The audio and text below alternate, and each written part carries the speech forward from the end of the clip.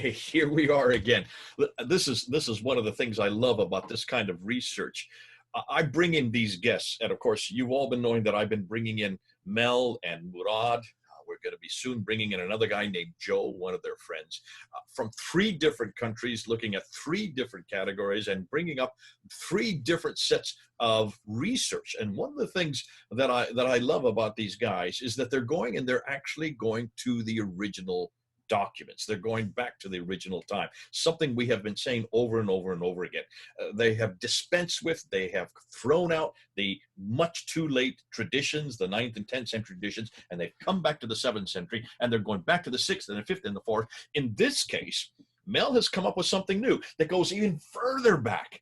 It goes all the way back to BC. We're going to be going back to the 6th century BC, and we're going to be looking at people like Nabonidus, because he has found some new material that now proves to us, or really strongly suggests to us, that this Ramadan fast, the fast that all the Muslims do once a year, that lunar fast called the Psalm is the other name for it, that is not unique to Islam. It has actually been borrowed. And it's not borrowed from anybody in the Hijaz, no, nothing from anybody in Arabia. It's been borrowed from much, much further north. But I'm not going to talk about it. I'm going to let Mel talk about it. Wait till you see what he's got. And this is these little nuggets that he keeps bringing forward, these historical antecedents are showing that Islam hasn't made up a thing. It is not even creative. It is just borrowing anywhere it can to try to put together this religion. And that's what man-made religions do. They don't get anything from God. They are not creative to do so. When men make up their own religions, they have to borrow right, left, and center. We've seen this with the Quran. Much of the stories have been borrowed. Now we're going to see it even with the 5 pillars. And here's another one of those pillars, the Ramadan fast. So, Mel, are you there? I am indeed, Jay, and I'm very excited to share what I've got today with you. Yeah, this is exciting, and this is what I love, because you keep on coming up with these nuggets. You keep on coming up with these little pieces of gold, and they are all fitting to a piece. You can see every one of them brings and shows us that Islam is not new. Isn't that correct, Mel? absolutely. The great thing about sharing research with our audience is that there's always someone out there who's got something extra to add.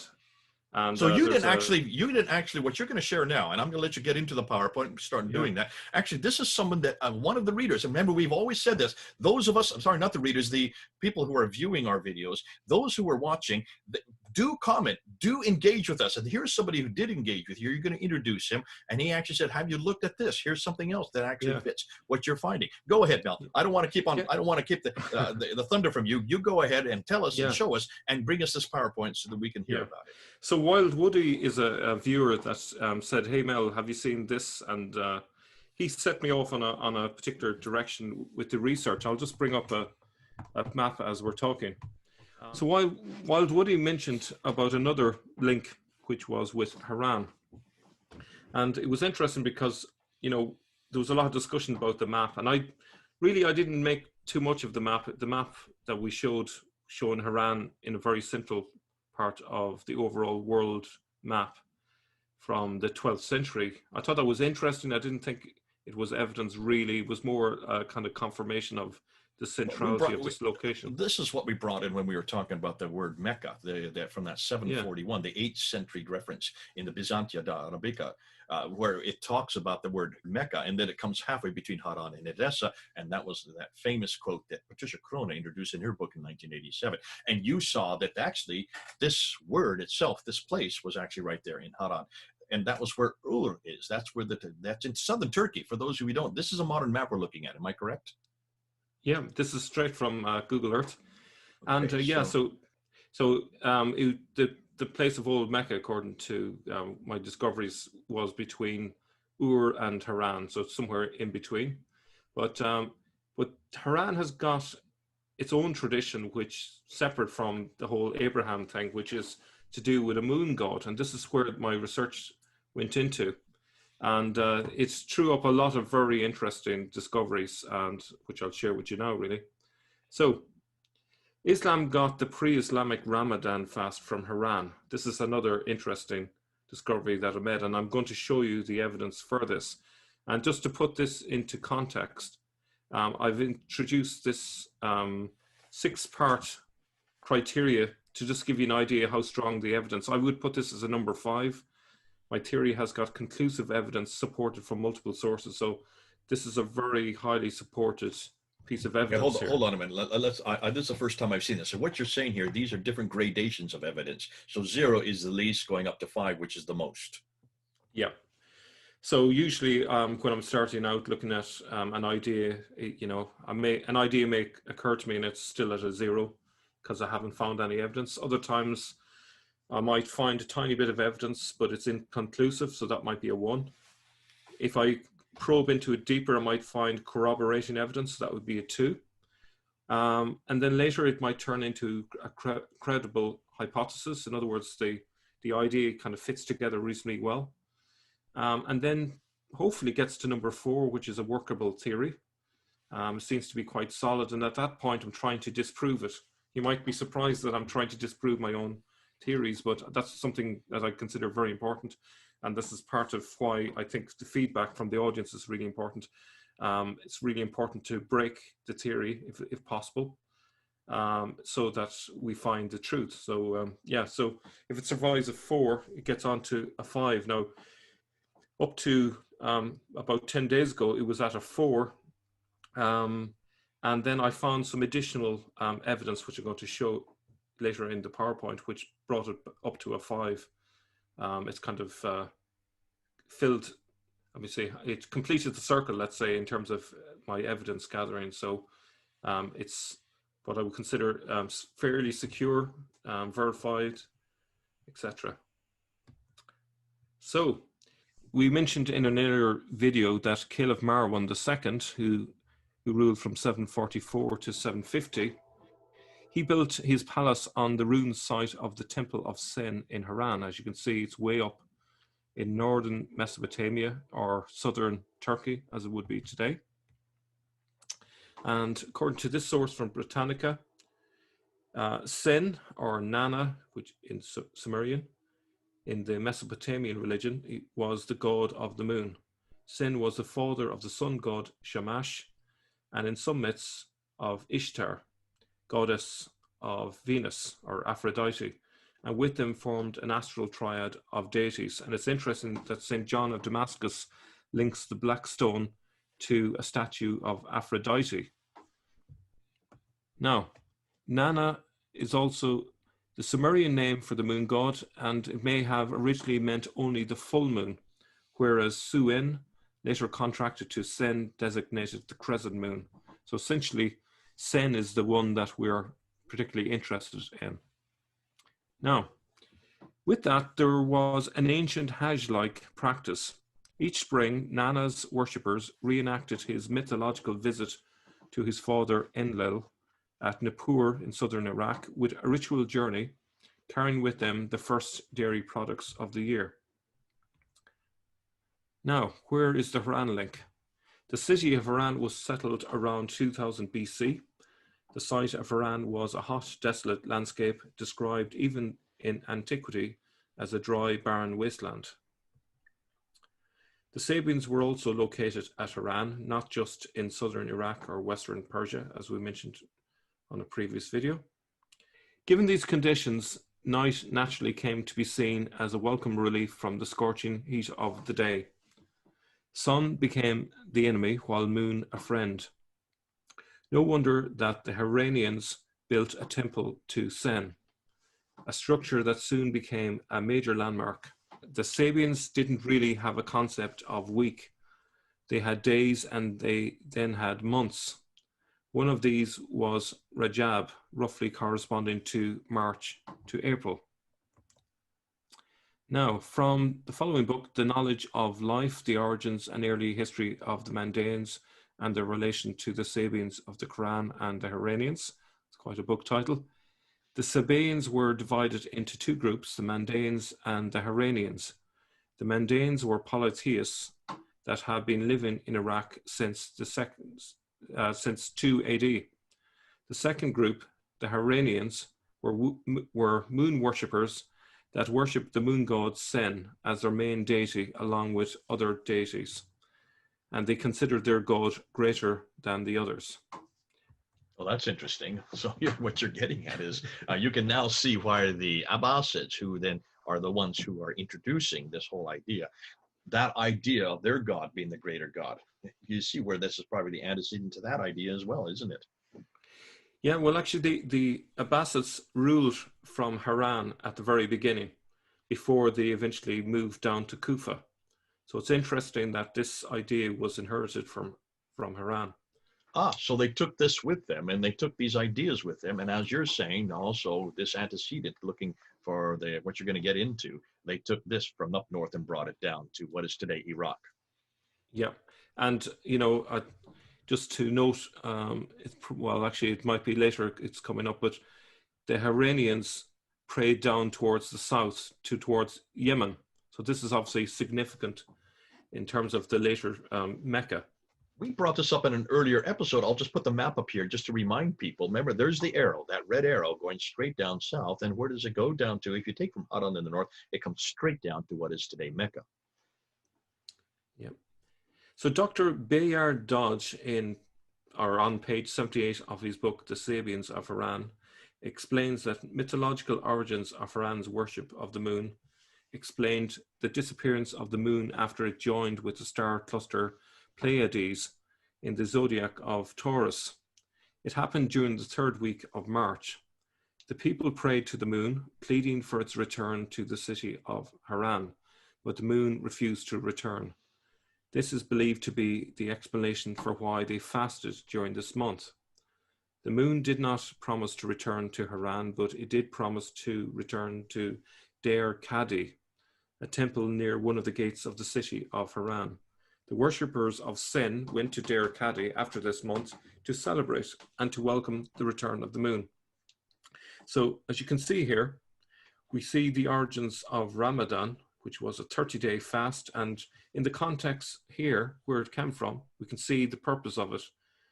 They were fasting during the day, begging for the moon to reappear. So they ended the fast when they expected the moon to emerge at night. Okay, so what's interesting is they not only have all of these elements, but they didn't even bother to change the name much from the original feast. According to the 10th century historian Ibn al-Nadim, the Iranians called the feast al-Fitr, the same name by which the feast of Islamic Ramadan is called, Feast of al-Fitr. So you've got the same, you really got the same word. They really haven't changed it at all, proving, I think this is a very good proof that this is where it's the antecedent is going back to. This is where the borrowing came. I mean, that's terrific that you've got, and I would have not thought that it would be the same word, but actually it is really the same word. The pronunciation would be the same. Yeah. And what's interesting is the use of the takbirs. When Muslims celebrate Eid al-Fitr, the breaking of the fast, they also say numerous takbirs. In other words, Allah is greater. So that, the takbirs say Allah is greater, but it makes no sense if you believe in monotheism. But in the context of a polytheism, you're talking about the moon god is greater than the other gods. So now we see the meaning behind it. So, every time a Muslim is saying a takbir, they are committing shirk. This is fascinating because you remember we had an earlier discussion concerning the theological disputes that were happening that you see in the Quran. There's all these disputes against the views of the Christians and the views of the Jews and the views of the pagans. That makes no sense unless you're in an environment where there are Jews, pagans, and Christians that you're having these discussions with. And remember, you brought this up that these discussions that are in the Quran, that are theological discussions, would only make sense where these people actually existed. There were no Jews living that far south in Mecca, Medina for these discussions to take place, but they were living up further in Kufa. You're saying the same thing here as well. This would make no sense. God is greater unless there was also there were others for him to compete with or against. Yeah. In this case, it looks like it's much further north even than what the Muslims are suggesting down south. Fascinating. Yeah. So if you think about it, the Sabaeans, they're found in Haran, and they're found, and we use the term Sabaeans and Mandaeans. They're essentially the same group. They're split into two separate groups, but essentially, more generally, they are the same group. but you find them up in Haran, but you also find them way down in southern Iraq and then into Persia. So it's interesting how all of this links up together. Now, so what happened was essentially the Haranian fasting moved in the calendar from Rajab, which is during springtime, to Ramadan in summertime. And Al-Fitr becomes Eid al-Fitr, which you can hardly notice the difference. Now, how did the practice get embedded into Islam? And this is where it gets really interesting. So this is really the proof that this is true and it's not just a coincidence. Long before Islam, this practice spread from Haran into Arabia through visiting Arabs returning home with these practices. The last king of Babylon, Nabonidus, who reigned from 556 to 539 BC, attempted to elevate sin to a supreme position within the pantheon. So he made it his personal mission to spread the cult all the way into Iraq and into northern Arabia, as we'll see shortly. Many Arabs were in contact with the Sabians, and they often went to northern Iraq, where there were many communities of Mandaeans, and they also went to the city of Haran in the western part of northern Mesopotamia. The pagans of Arabia started practicing Ramadan after it had been introduced to them by the Haranians. The month of Ramadan was called as such because of the warm weather during that month. You can see the sources where this is got from. Nabonidus started proselytizing at Tema in northern Arabia. In time, the last Babylonian king of Haran added more Arabian cities to his kitty, one of them being Yathrib. This later became Al-Medina. With Nabonidus also came the Haranian fasting and Al-Fitr. So he embedded this form of fasting into Arabia long before Islam began, and it's clearly a pagan practice which was devoted to a moon god. Now, medieval historian Ibn al-Nadim documented various pre-Islamic cults of Arabia in his book Al-Farist. In it, he writes of various Al-Fitr rituals, including animal sacrifices and almsgiving. He also writes of prayers and ablutions. According to al-Nadim, pagan Arabs also prayed 5 times a day, but instead of Mecca, they faced Yemen. So this is another borrowing from the Mandaic religion. By the beginning of the 7th century AD, though, Haranian fasting and Al-Fitr were mainstream throughout Arabia, particularly at Medina. And what led us along this path was this post from Wild Woody, who I mentioned earlier on. He says, I think Islam came from this region, as did all Abrahamic religions. We have been focusing on the wrong areas.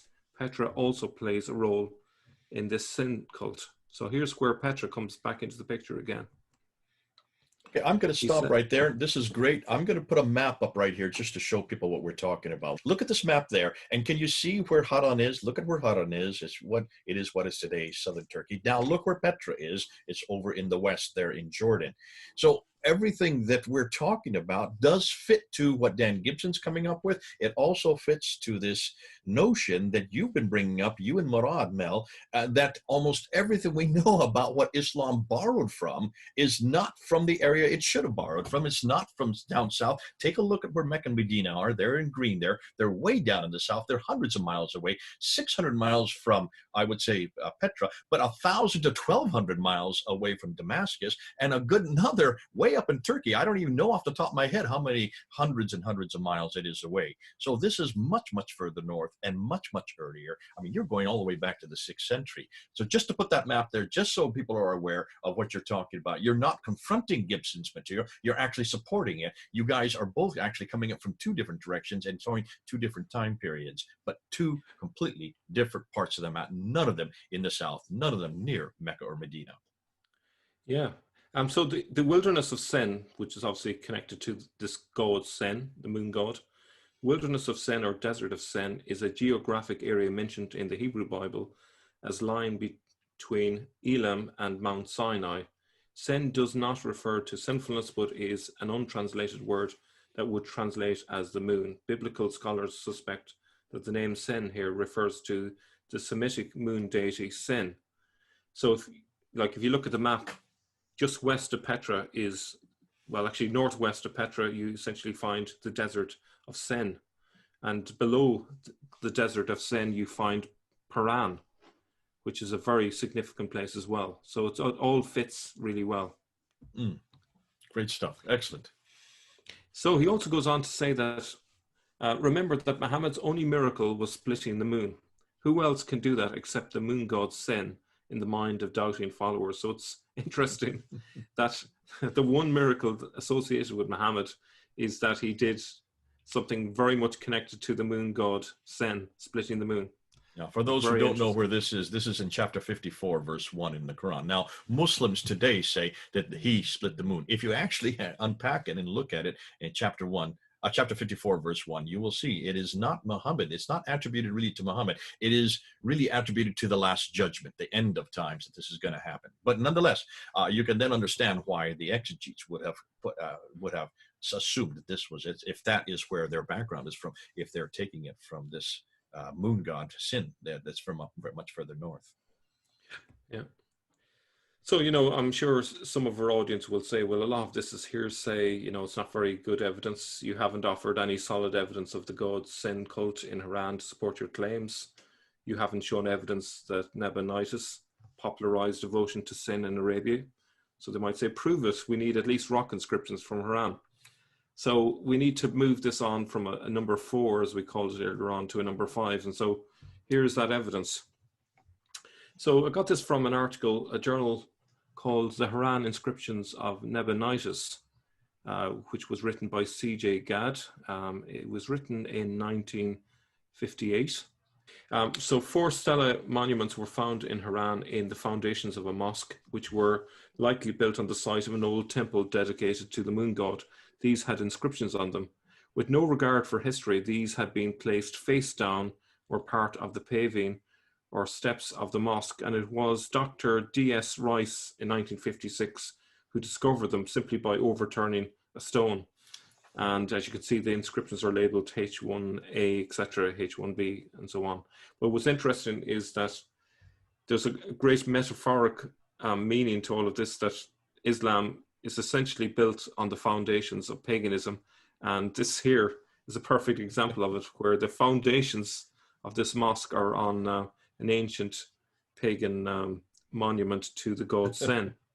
And it takes people like Europeans, like Dr. Rice, to overturn them, write them up, to show it to the world. In a sense, that's what you're doing as well, Mel. You're going and you're taking a lot of this material that has been covered up, right, covered by the Abbasids and destroyed by many Muslims over the last 13 to 1400 years, and you're bringing it to light again. And that's exactly what you do. And this is what the Bible says. Doesn't it say that if we don't cry out, the rocks will cry out for us? Absolutely. So they found various sculptures and so on in these stelae, but they also found inscriptions which were in cuneiform, that were transcribed and then translated. The inscriptions were by the mother of Nabonidus and by him himself. In other words, they obviously told the inscriber to put their message on them, so they're very important. And as with all royal inscriptions, they boasted of themselves very much. And so the first one here is from the mother, and she says, I laid hold on the hem of the robe of Sen, king of the gods. Notice that Sen is considered the most important of the gods. And she says, towards Ihulhul, the temple of Sen, which is in Haran, the abode of his heart's delight, he was reconciled. He had regard. Sen, king of the gods, looked upon me, and Namu Naid, my only son, the issue of my womb, to the kingship he called, and the kingship of Sumer and Akkad. I won't read all of it, but you can read it there yourselves.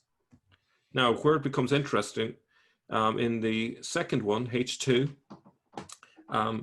it's now his son who's talking, and he basically talks about how he went on a mission into Iraq and into Northern Arabia, spreading the cult of Sen. And let me see if we can, I think it's here. I hide myself afar from my city of Babylon on the road to Tema, Dadananu, Padakaku, Hibra, Aya Dihu, and as far as Aya Tribu. Now, what's interesting here, and he mentions also 10 years I went about among them, and to my city Babylon I went on in. At the word of Sen, king of the gods, lord of lords, of the gods and goddesses, dwellers of the heavens, they accomplished the word of Sin and Nar, of Samas, Ishtar, Ada, and Nergal. And he talks about the army that was with him. So essentially, he's boasting in these inscriptions about how he spread this cult very successfully among the people. And this lasted from, as I say, the 6th century all the way up to the 7th century when Islam began. So 6th century BC, just so people are aware of this, Yeah. up until the 7th century AD. So you're talking about almost 1400 years. This whole thing is taking place. 700 years before Christ and another 700 years after Christ, or 600 years after Christ. Yeah, essentially. So in conclusion, Islam has co-opted a 30-day fast and a pagan festival from northern Mesopotamia, Haran. Every part of it references the moon god Sen. Ramadan begins and ends based on lunar sightings exactly as it was done in Haran. Fasting occurs when the moon is not visible, and feasting occurs at night. Saying that the god is the greater, or Allah is the greater, comes straight from the context of a pantheon that calls Sen the greater god. And that's it. As we can see, the pillars of Islam are collapsing, and this is just another one of the many pillars that we've been exposing. Hey, listen, I'm sitting here and I'm getting excited. I'm sure lots of people who are going to be watching this are doing the same. And this is what we have asked to do. And I've asked you to do this, Mel, and I've asked everybody. And that is, when you see the Islamic traditions referring to these 5 pillars, these 5 pillars supposedly existed at the time of Muhammad. They were existed at when Islam was first was created. So therefore, in the 7th century is what they're saying. And yet everything we're getting is from the 9th and 10th century. We've always suggested that much of Islam has been borrowed from other sources. And we've seen these. This has come out in source criticism of the Quran itself, the many different stories, these story after story that you see of the great men of God. We know them as biblical characters, and yet when you look at their stories, they are nothing more than apocryphal writings. Many of them Jewish apocryphal writings. When you look at the person of Jesus Christ, reference after reference in chapter 19 and in chapter 3, where he makes birds out of clay and blows them and they fly into the air, when he speaks from the cradle, when he in chapter 19 where he feeds his mother. These are not in our Bible, but they are in sectarian references, and then many of these are sectarian references from Gnostic accounts. And now what you're doing, Mel, is you're saying, yes, even the 5 pillars, when you look at the 5 pillars are also borrowed. The idea of God himself, the greater God, you brought that out in this talk here. You're talking about the whole Ramadan fast. Some people know it as the Psalm or the Ramadan. The Eid al-Fitr. You're looking at the word Fitr, and you're saying they haven't even changed the word. You're keeping the same word. This is the kind of stuff we're looking for. But you're saying this is not from the central part of Arabia that supposedly Muhammad lived in, and we now know that that name Muhammad has antecedents from much further north and west. East, and this is up near what we now know today as Iraq or Kufa or Baghdad. But you're now saying also that this fast that is a lunar fast, comes from a lunar fast because it follows the lunar fast that Nabonidus introduced way back in the 7th century BC, has existed and was then really pushed out throughout his kingdom and throughout his reign by his son and others, and went to even as far down as Khaybar. I think Khaybar is what you were looking at there. Isn't that correct? Yeah, one of the inscriptions, it's spelt as Hibar or something to that effect. And actually, some scholars have pointed out that that's a Khaybar. Well, you know whether that's correct or not. That's in the northern Arabia. That's where the Jews did live. That's the farthest south the Jews ever got to. We've seen this from other research that we're doing. So all of this now fits to a historical piece. This idea of a month-long fast. Now, you said it was in the summertime. That was when it's initiated. Once it became associated with the moon god Sin, that became following the moon god, and then became as long as that moon was there. And that's why today it keeps moving itself across the calendar, because it's following the lunar god, because it still has that antecedent to the moon god himself. Fascinating. To me, this is just another one of the nails in the coffin that we have been nailing away, one after another. there is going to be a reaction to this. We're going to get people who are going to dispute with you. I'm sure, Mel, there are going to be others who will agree with you. I think that people need to be able to react. They need to say what they're coming up of. Maybe you're not coming to the same conclusion that Mel is, but look what Mel did. He went all the way down to number 5, and that's good. I like what you do that with these different gradients of evidence. One, that is just speculation. 2 is you come on down to 3, 4, and then finally proving it, because you do have reference. In this case, you had the references on the stones that had the inscriptions from Nabonidus himself. And so on the bottom of it, you can see where the reference is. If you can't get much better evidence than that, you're actually going to the original scriptures written by the original people at that place. You got the right man at the right time, doing the right thing in the right place. And so that's why it's important that you do try to even critique yourself, and in response to your own self-criticism, you're saying, well, yes, let's see where the evidence lies. Now, for the rest of you, you're going to have to respond. Do respond. Come down and write what you think. If you agree with Mel, he'll be watching, he'll be listening, he'll be responding to you. And you can see he has that bright, iridescent green sneakers corner. That's where you always know that's Mel speaking. That's always Mel looking, and he's always supporting his own evidence. And we can go from here. Let's just keep going from here and let's see where we can get going. Look at the map again. Notice the map. Look, and I'm just going to put it up real quickly. Notice what the map shows. We're looking at the red. All of these are too far north to fit the Islamic traditions. And the more we're seeing the Islamic traditions, what we now are seeing is these are almost all of them are fraudulent. Why? Because they do not fit with the historical record. Notice that everything that Mel has been doing, and he's even holding himself to a very high standard, everything that Mel has been doing is historical, critical analysis.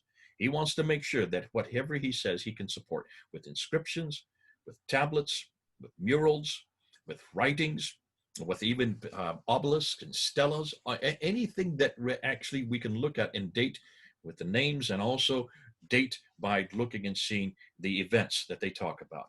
That supports his not just theories anymore. It looks like, Mel, you're going beyond just simple theories. You're saying this is actual proof that something as simple as the Ramadan fast is nothing at all unique. It has been borrowed like everything other. Go ahead, Mel. Why don't I give you the last say? Yeah, so it's going to get worse for Muslims if they're struggling with what I'm suggesting, because the next time I see you, I'm going to be talking about prayer, most important pillar of Islam, and I've got a few discoveries to reveal with you, so that's something to look forward to. He says it's going to get worse. I say it's going to only get better. Get You call it worse, I call it better, because what we're doing is we're holding Islam accountable to the historical record, the same thing that has been done to Christianity, the same thing that has been done to our Lord Jesus Christ, the same thing that has been done to our Bible, the same thing that has been done to all of us, every religion, whether that is Islam or Hinduism or paganism. In every case, if you're going to make a historical comment, if you're going to make a historical claim, support it with a historical fact. Don't keep coming up with arguments of silence. So far, most everything Muslims have been saying is built on silence. We want something that screams loud from the rocks if need be, and that's what you're doing here. God bless you, Mel. This is so good to have you on board. It's been great to see all the stuff that you're uncovering. It's been great to see all the research that you're doing, and it's great to realize that you are now really taking on every one of these 5 pillars. The one, Ramadan, I think was pretty much destroyed today. The next will be the prayers, the salat. Okay, this is Jay and Mel, over and out.